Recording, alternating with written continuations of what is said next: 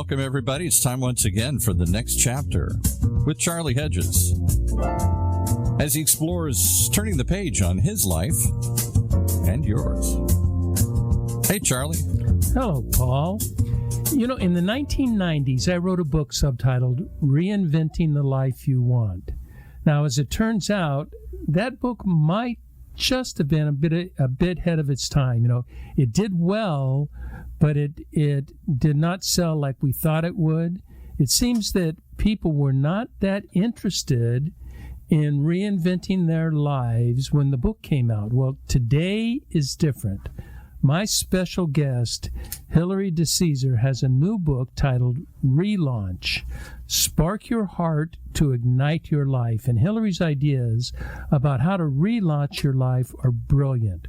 She offers unique and hugely effective methods specifically crafted to ignite solutions for your success in today's changing environment. After a decade of working at Oracle Corporation, Hilary DeCesare began consulting with C-suite executives in the Silicon Valley on how to relaunch their life and business and relationships in order to reach better goals and to align future possibilities. So with that introduction, let's bring on our guest, Hilary DeCesare. Welcome to the next chapter with Charlie. Oh, thanks, Charlie. And I love that you wrote that book in the 90s, Reinventing the Life You Want. And I think it laid the groundwork for what I then added to that with Relaunch. Oh, yeah. You have so much more stuff. I really like your work. And at the time, I don't know, it was funny at the time. You know, it sold, you know, you don't tell numbers, but it sold like 25,000 copies, but that just was not what we were looking for. But, you know, you just say that's not a bad turnout, but it's not what I was looking for. You know what I want to do, Hilary? I want to start our time today, and I want to go right to your book. I rarely do this, but I want to go right to Relaunch, Spark Your Heart, which is a key phrase, spark your heart to ignite your life. Can you tell me what is Relaunch and who needs it? These days, unfortunately, that we all seem to be going through massive relaunches, whether it's the global relaunches that are happening with the pandemic, with the war, with financial crisis, whether it is personal relaunches that include, you know, leaving a career, going to another, relationship relaunches, or even, you know, moves, people moving from big cities to suburbs, moving out of cities altogether into different states.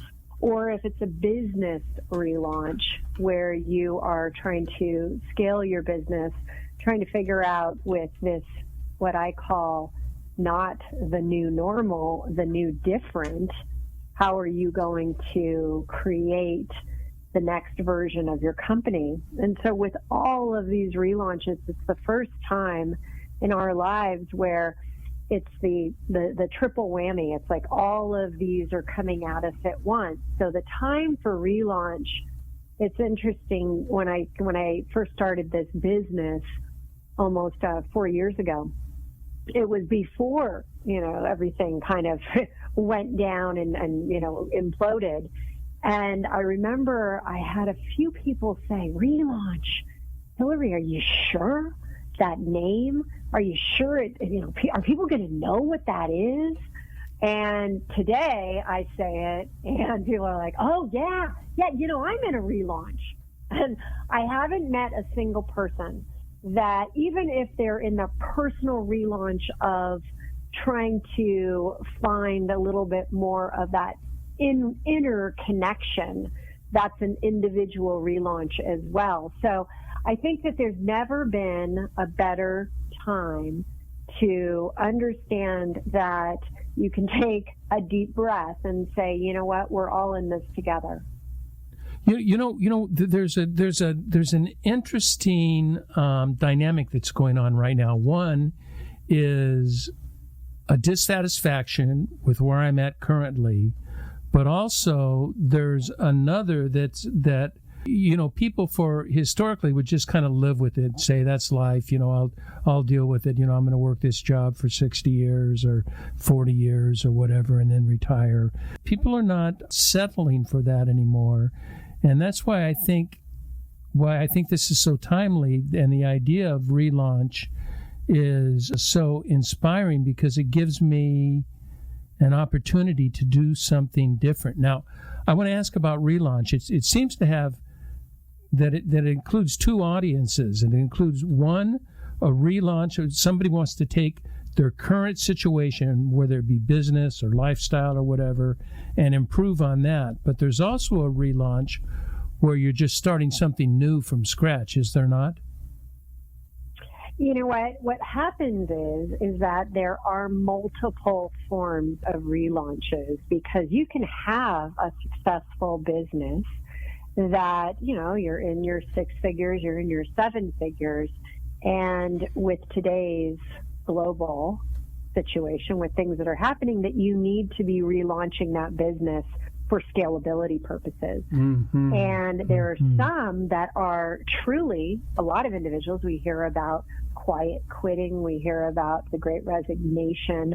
I really call it the great revelation, because people are finding, and we just did a massive survey about this on, what's really going on with people in the workforce. And for the first time ever, we received more input around, I want to find my purpose, than ever before. Ever in the past, it was number 3, 4, 5.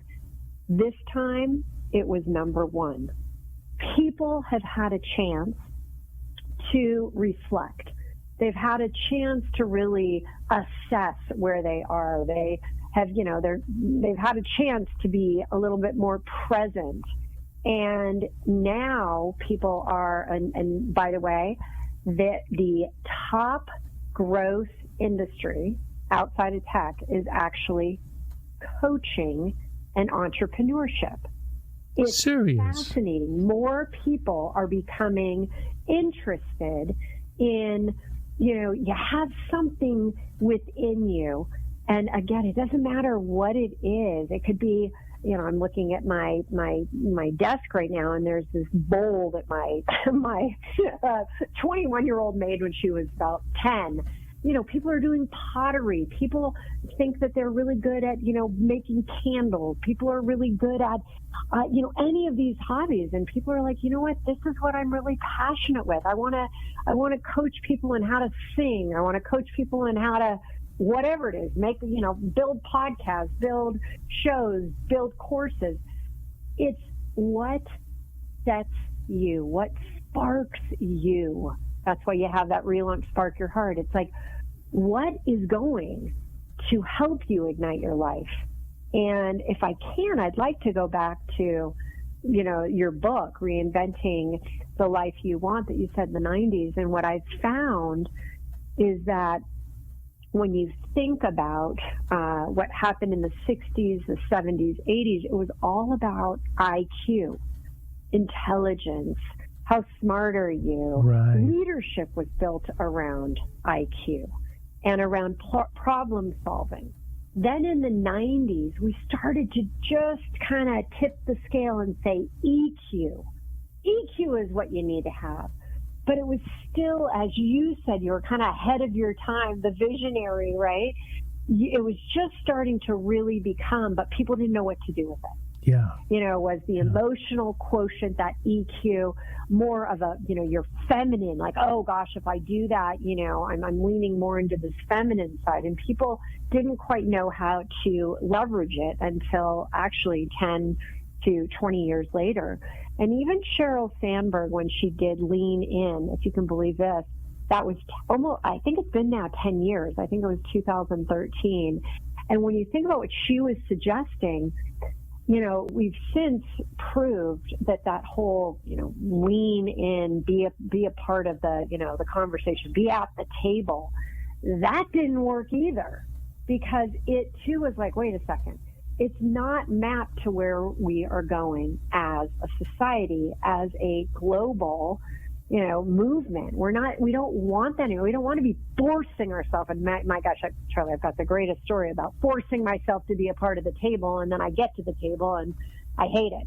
So, but I want to go back to this. So what's happening today with everything that's taken place is I put it in the book and I call it 3HQ. So not IQ, not EQ, but 3HQ. And let's hold off on that because I've got questions. I've got a boatload of questions on 3HQ. So we'll come back to that. But go ahead. What you said was this whole idea of dissatisfaction.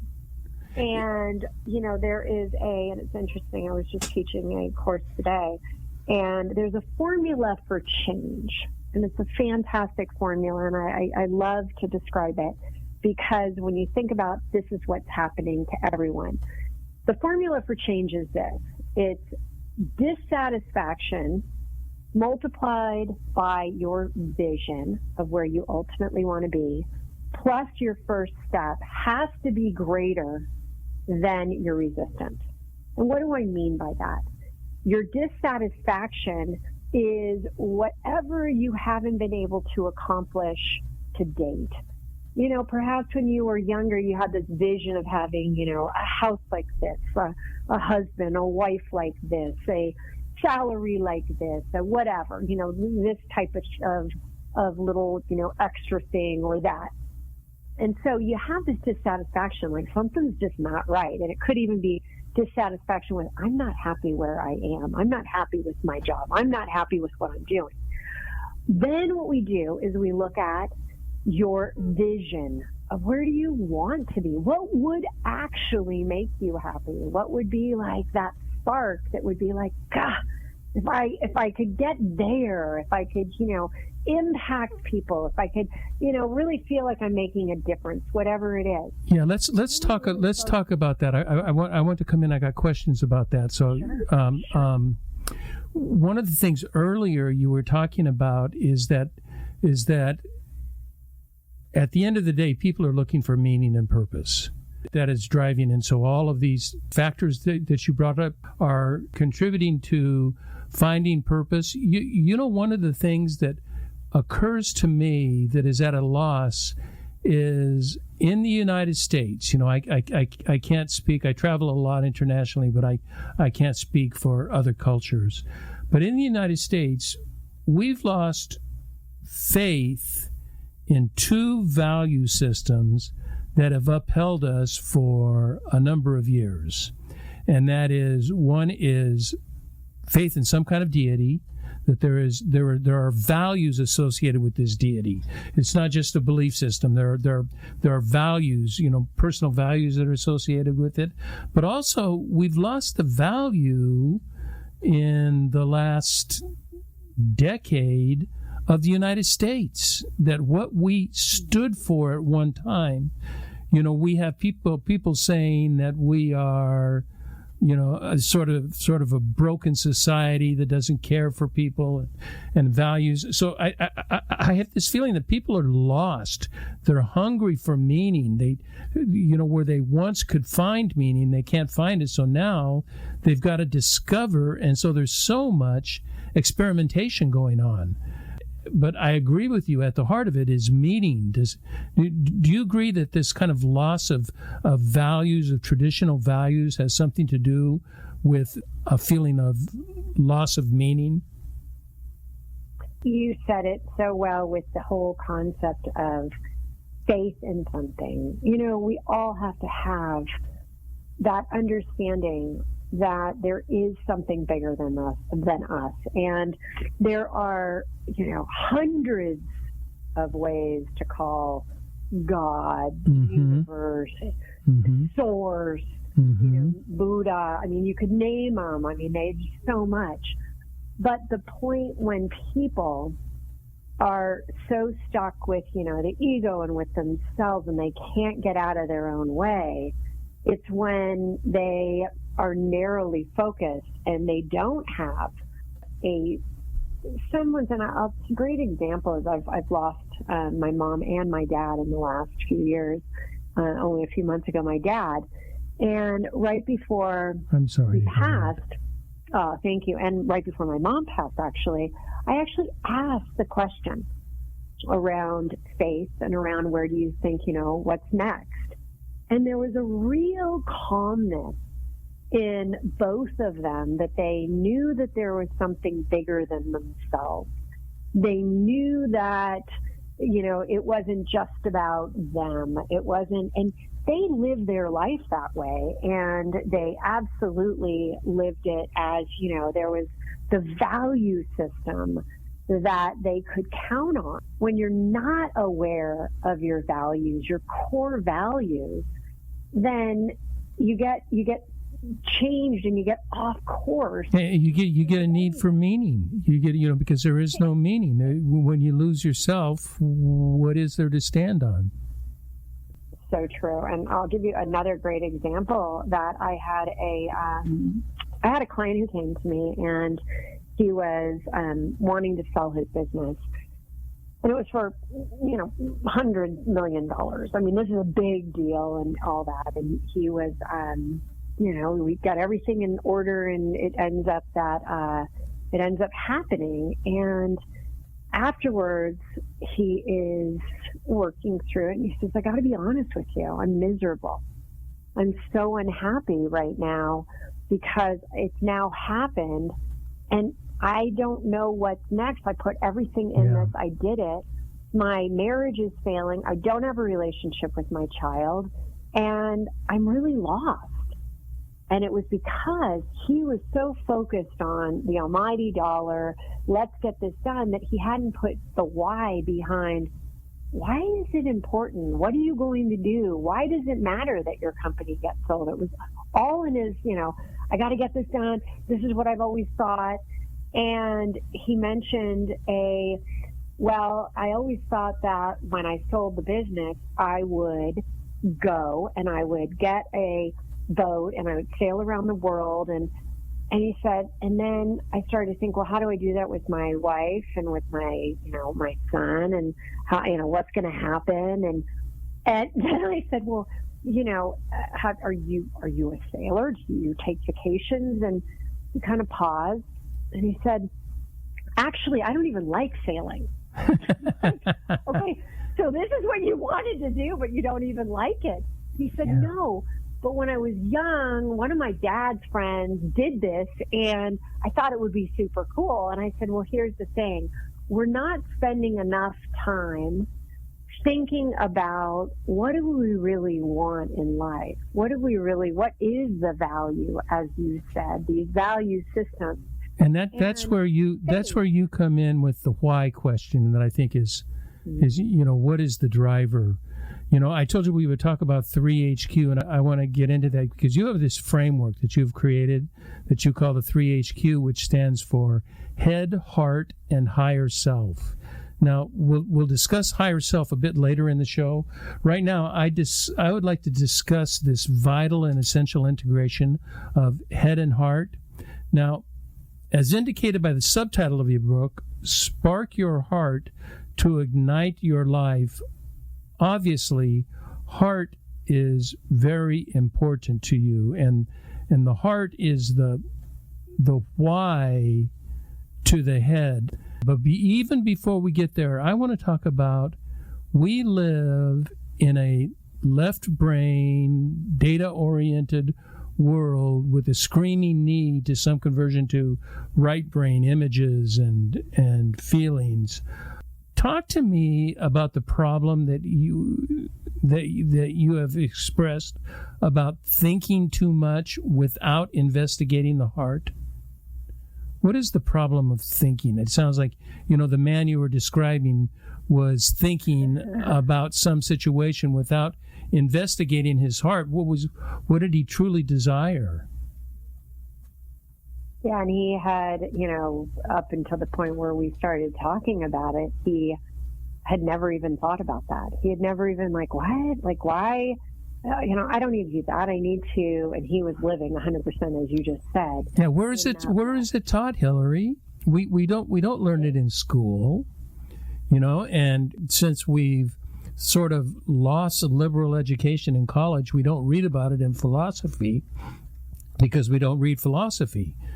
So, everything is about productivity and about how can I be more productive in our society. And that is a very sort of head-oriented direction, don't you think? I do, for the first time ever, because employees are demanding it. We're really now starting to look forward, and it's starting to take shape, which is heart-centered leadership. Before, it was a form of weakness. Today, and I just read this, 30 to 40% of Fortune 500 companies now are bringing in some form of mindfulness, wellness practice that they're offering employees.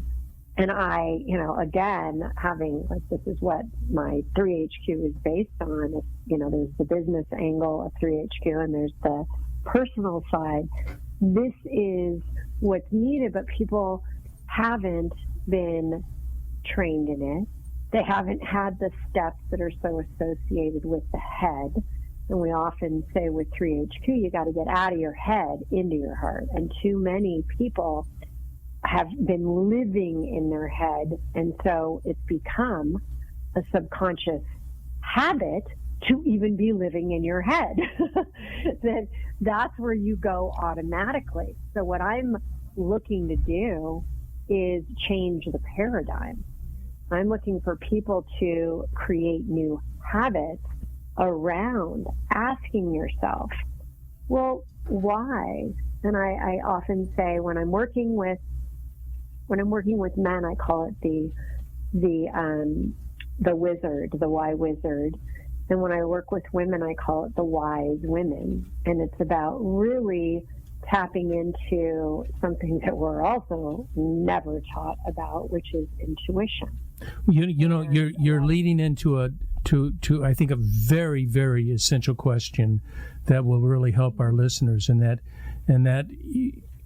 you work with heart-centered people and developing heart-centered people, but in a world that is head-centric, how does one begin to access the musings of the heart? How do you even get there to find out what that is? So there is something that I have found by the, quite a few conversations with the C-suite in companies right now. And they're trying to get people to come back into the office. They're trying to figure out how are they going to continue to have hybrid models. They're trying to figure out what's next. And what they're seeing is that you can't, via the head, convince people anymore that, hey, revenue numbers, you'll do better if you're in the company, inside the walls, come back in. That's not even resonating anymore. It's going over. But the problem is that the executive team, that's how they have always done it. That's how they succeeded. Usual. That's been their formula. As usual. And now your question of, how do we bring this in? And you really have to, and that was in the formula for change, I talk about your first step. First step is understanding that your business has to have some type of, these days it's mandatory, some type of gratitude practice built in as part of the core values of the company. That there is this appreciation for people, what they're doing, how they're doing it, and making them feel like it's not you're an employee.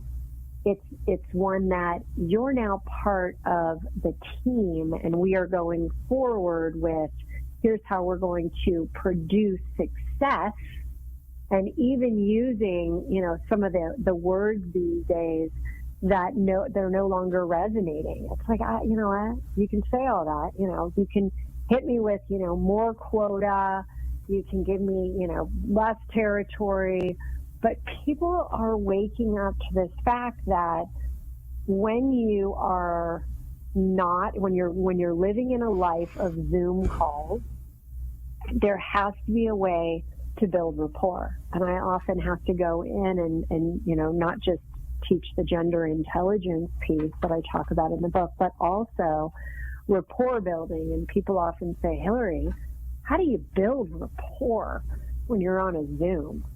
Well, energy is on a Zoom call. We all breathe out, we breathe in. When you are breathing out and you're talking, because you're breathing out as you talk, you're not breathing in as you talk. Then when you breathe in, you actually pause when you're talking. You can mimic somebody's breathing so that becomes, remember, like attracts like. And we want to make people feel comfortable. If they're breathing faster, you can breathe faster. And it's all energy. Everything is energy. So I don't want to go into too many of these because I can get, go down the rabbit hole. But Let's. Fascinating to me. I have a few more questions, but before we get to the questions, it's time for us to take a brief break, and then I have a handful of questions I want to ask you.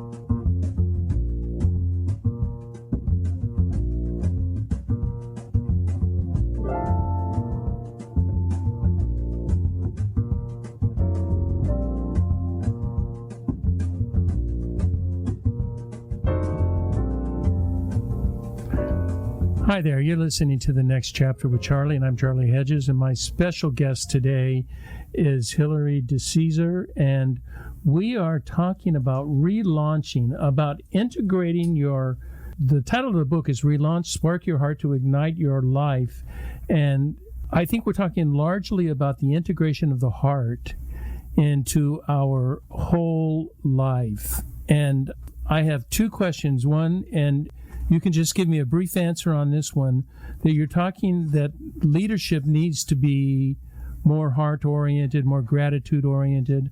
Are you finding companies are more successful at doing that with younger managers, with younger CEOs, and that when you get older, when you get the people that are 60 and 70 and still running companies, they're still stuck in an old paradigm. Do you find that? I definitely do, without a doubt. And it's because we do, we're taught with these sales programs, and really anyone numbers driven is midlife. We're all focused in there. So it's the youth that's coming up. It's the next generations that are coming up that have now gone through this hybrid, this working from home, and realizing that, you know what, this is what I want. And so that's why I'm saying we've got to look at subconsciously changing habits. That's what we have to be doing. We have to be thinking about habit changing to allow for that. It's not a sign of weakness if you are saying that, hey, I want to just let you know that there's an appreciation practice that we're doing right now. We're right in the middle of something huge at our company right now, and we get on a call in the morning, 5 minutes, and we, someone starts and say, hey, I just want to say I'm doing a shout out to Patrick because he did this today. And then Patrick takes it from there and does another shout out to somebody else. And it's acknowledging that, you know what, especially when you are working from different places, it gives you that connection. I mean, it brings you together. Something else I was thinking about that has to do with this is that when we're talking about being head-oriented or heart-oriented, I think there is a gender bias in our culture where many people think that men are head-oriented and women tend to be more heart-oriented. But in one of the studies that I have participated in, not in conducting the studies, but analyzing the research, is that data doesn't really support that. that, the Myers-Briggs does this thinking and feeling, this head and his heart thing. And there is a slight, they came up, and this was like, when I saw this data, was about 20 years ago, so I don't know what it is now. But there was only a very slight gender bias. It was 54% women were of the feeling, heart-oriented, and 46% of men. So, I mean, it's minimal, the difference. And you and I talked earlier about the integration of head and heart, and I think, I think it is not a gender bias. It is a chemical, historical. It's it's both nurture and nature. Just what do you think about? I'm sure you've heard this gender bias. What do you think of that?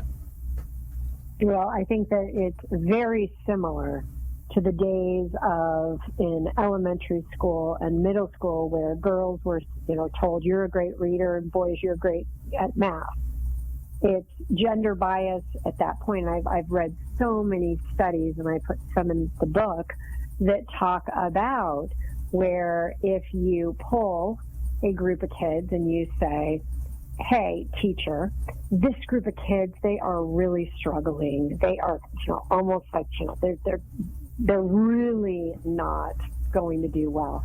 The teacher ends up giving them not really great grades. In fact, most of them, I believe, they ended up getting C's and D's. Then they went to a different teacher, and there was a, oh God, these are star students, honor students, A's, and guess what? They got all A's.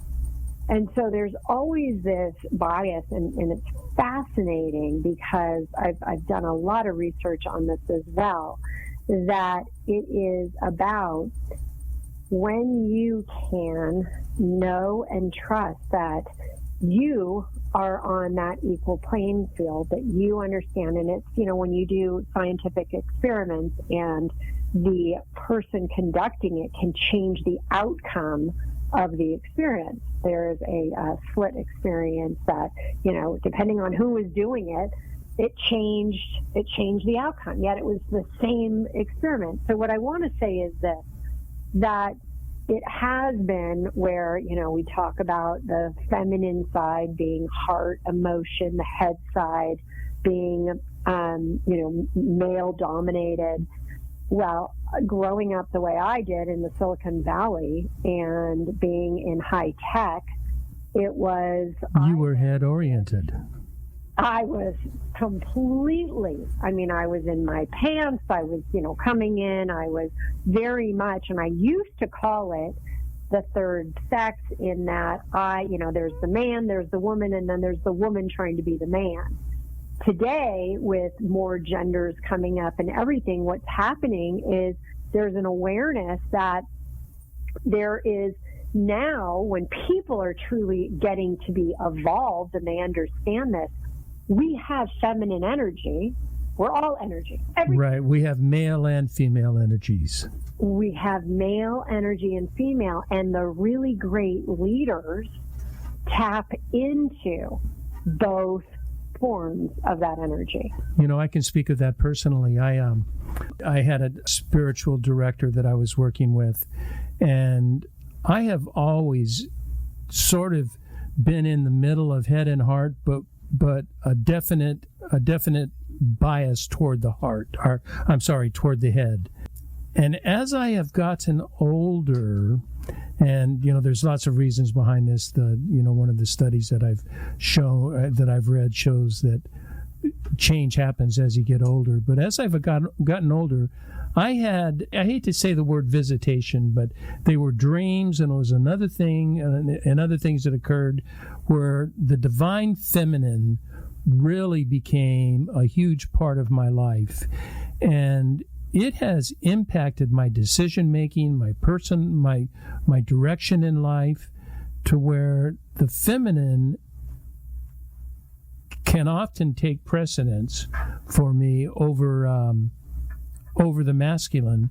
And it's it's intuitive, it's caring, it's looking between the lines, it's reading emotions, reading people. You know, that my EQ has gotten better. I just am such an advocate of this integration of both head and heart, and that they just mutually feed upon one another. Well, they say that when you think about your intuition, where does it come through? It's in your heart. That's the organ that it actually comes through. And for some, we say, well, but wait, it's a gut reaction. So you've got the stomach, you've got the heart, but the heart is where it taps in. It's the feeling, it's the emotion of what is coming through to you. And what you just said is so valuable.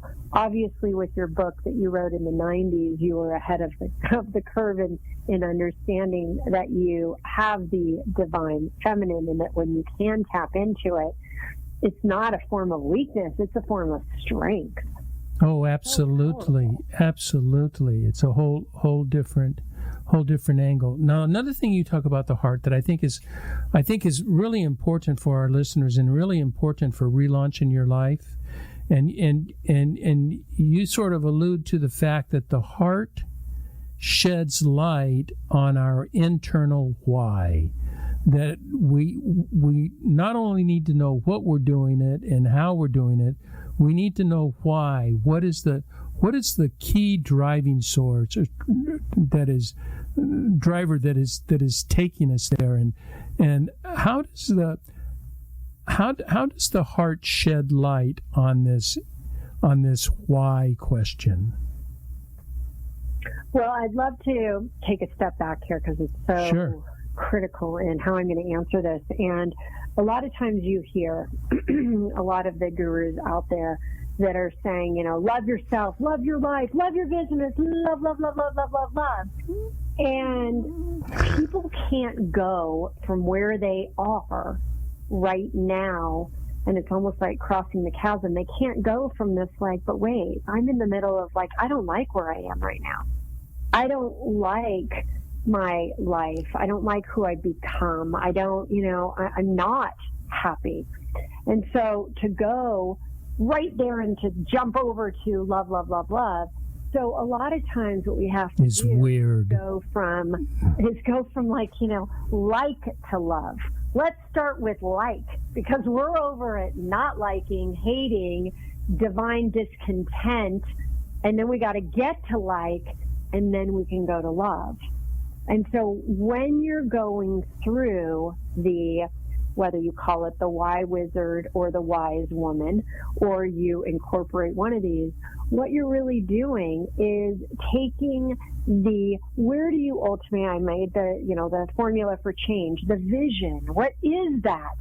Because so many people are like, I didn't want to go there. It's never going to happen for me. I'm never going to be able to change everything. And I'm saying, yes, you can. We got to start with, what if? What if it actually did happen? What would you really want? Start small. Don't be thinking, the big stuff. I just need people to see when it starts to work. That once it starts to work, it's like that snowball that picks up more velocity as it's going down the mountain.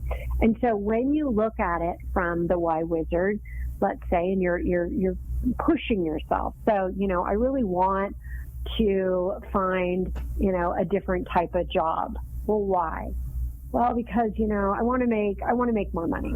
Well, why? Well, because I really want to be able to, take my family, help my family, with different things. I want to take them on vacation. Well, why? And then you end up getting to the real why.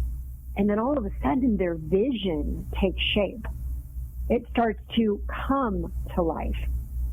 And then once you have that vision that is so crystal clear now, that's when you say, all right, taking a massive step, crossing the chasm is going to be hard. But if I can do one first step, then my formula for change starts to take hold. When you say your formula for change, your 3HQ formula? Well, it's all about that dissatisfaction with the vision plus the first step, which, remember, what I'm trying to do is get people to understand how 3HQ can change their life. And a lot of times, you say, get out of your head. Somebody's like, how do I do that? Right. How do I get out of my head? That's where I've been for 40 years. Yeah, or I've been there forever. I don't even know. Am I in my head? Well, if things aren't going for you the way that you ultimately want them to go, if you don't have the relationship, if you don't have the job, if you don't have the things in your life that you ultimately really want, then there is some form of being stuck in your head. There's something that's happening. So in the head, my first thing that I always work on, and again, step. It's a step in the head because you want steps when you're in your head. So I always talk about we have to get to the point where you can recognize you have a choice for the thoughts you think. And that is such a big point, that you have the choice of what thoughts you're going to think. We're the only thing on this planet that allows human beings have that. We have the ability to choose our thoughts. That is huge because people a lot of times feel I'm stuck, I'm overwhelmed. And my attitude is no, nobody is stuck because you have the choice right now. And it can be a 5-second thought that now you're thinking about, that's something that is positive, that's just gotten you out of being stuck. The definition of stuck is that you're not moving. Yeah. So you're moving. So it's fascinating when you start to do this and you start looking at the head space and you're stuck in your thoughts, you're stuck in your identity, and you're stuck with your limiting beliefs, your habits. And that's what we work on first. I don't go straight to the heart. Again, it's about love. It's about, no, if I did that, people would say, I'm a Looney Tune and go somewhere else. I start with the head. I start with where most people are. And even people that are evolved, even people that are like going on this journey and they start to realize like, wow, that's why I'm not moving through the 3HQ processes quickly, because I'm still keeping these limiting beliefs going. I call them bugs, beliefs underground surfacing. Yeah. Everybody has bugs. We are human. We have bugs. We have limiting beliefs. Best part, neuroscience. Now, this seems to me to be counterintuitive to a lot of people that have lived so long in the head and that need to move into the heart. How does somebody proceed along this line of getting more heart oriented without a coach? Because without somebody who has seen the light and can help them see the light. So can I give you a really sweet story? Yeah. My 21-year-old daughter is dating a awesome guy who is 24 years old. I give him a book, and he puts it on the table. He's visiting his grandmother, and he's, who knows if he's even picked it up, right? Next thing you know, she picks it up. She reads it, and after she's done reading the book, after 20 plus years of having a riff with her sister, she picks up the phone and calls and realizes that, you know what, I got to get out of my head. I got to get into my heart. And she called, and they now have developed that relationship again after. Now, is this your book, the relaunch book? That's the relaunch book. Oh man, what an incredible resource! And that was just the greatest call that I got. I mean, my daughter actually was the one who called me, and she was like in tears. She's like, "Mom, do you know what's happening here? Do you know what you're putting out there?" I'm like, you know what? I'm getting this daily. I've never felt more purpose driven than I do now. Like, as you write a book, you don't know what's going to happen. You have no idea. You're like, I'm just going to put it out there. Yep. And, it's resonating. People are like getting it. And the stories, and I'll have people that I have, that come up to me and they'll say, that story you told in there, oh my God, I'd forgotten all about what happened to me when I was young. And oh my gosh, that sounds just like what I went through. Well, there's a blessing and a curse here.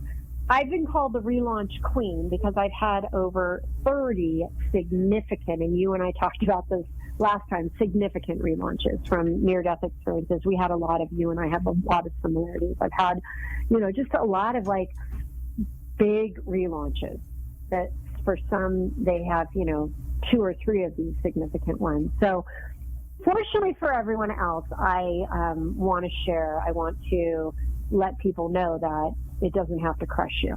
It doesn't have to put you, 6 feet under. You can survive massive relaunches and you can thrive and you can take the same approach. It doesn't have to be a negative relaunch. We have amazing relaunches.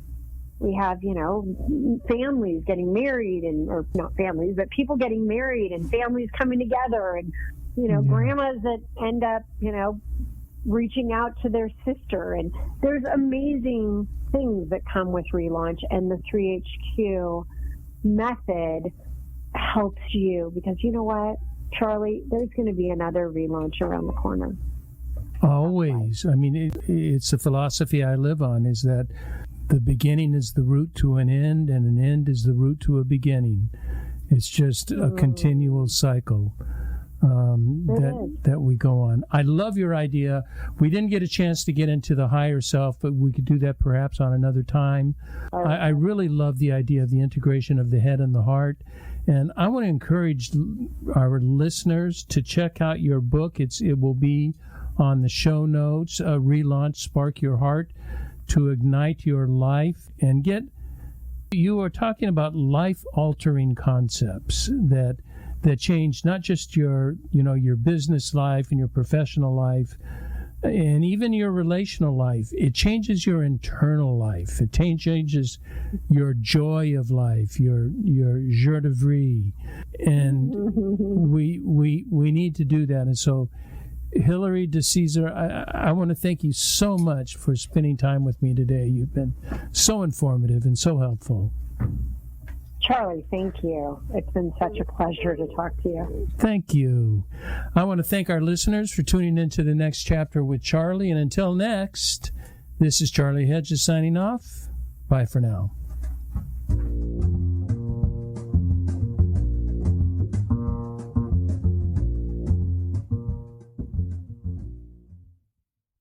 And that's how we do it.